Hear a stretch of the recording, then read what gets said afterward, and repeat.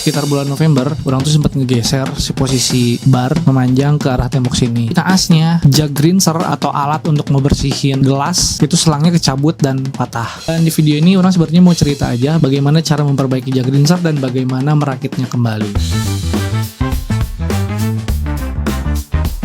Apa aja yang kalian butuhkan? Yang pertama, jug rinsernya sendiri. Orang waktu itu beli ini secara offline di sebuah toko alat kopi di Bandung. Apakah jug rinsernya aja cukup? Tentu tidak. Kita perlu mesinnya. Mesin yang orang pakai adalah mesin hiu bertekanan 100 bar. Dan yang orang pakai adalah yang auto cut off. Jadi ketika si valve-nya tertutup, si mesin nggak akan ngedorong lagi air. So, karena kasus orang kemarin adalah si konektor di antara mesin dan selang menuju jug rinsernya patah, jadi orang ganti pakai besi yang kayak gini.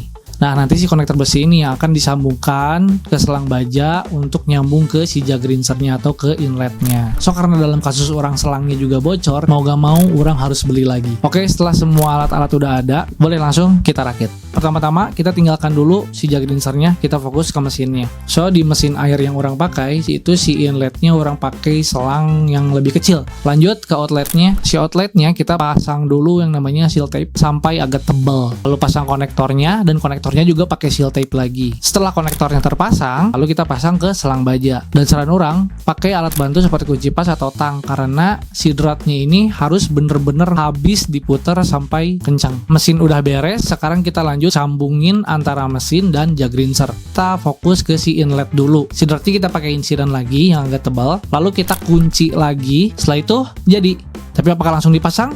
Tidak. Kita tes dulu. Siapin air di ember kecil, nyalain mesin, cek apakah ada kebocoran atau enggak, dan pastikan ketika valve tidak ditekan, mesin mati. Untuk outletnya, orang ganti pakai selang biasa aja. Karena kemarin orang pakai selang baja itu sulit banget untuk bersihinnya. So, orang ganti pakai selang biasa aja yang diperkuat pakai kabel tis agar kemudian hari bisa gampang bersihinnya. Oke, sekarang menuju part yang paling gampang, yaitu masukin semua instalasi yang udah sukses tadi ke si meja. Untuk meja sendiri sebenarnya orang custom itu meja kayak meja-meja bangku sekolah yang orang beli di pinggir jalan, dan orang bolongin sendiri, gergaji sendiri sesuai ukuran jug rinser yang orang beli. Pisahkan jalur antara listrik dan juga jalur air, jangan sampai ada cipratan air yang nanti memungkinkan untuk terjadinya korslet. Karena posisinya orang di kamar, so orang pakai dua storage air, yaitu pakai galon. Galon yang pertama untuk inlet air bersih, yang kedua untuk si outletnya. So, jadi deh, itu dia proses panjang memperbaiki dan memasang kembali jug rinser untuk mempermudah proses penyeduhan di rumah. Gimana? Kalian kepikiran nggak bikin jug rinser di kamar kalian?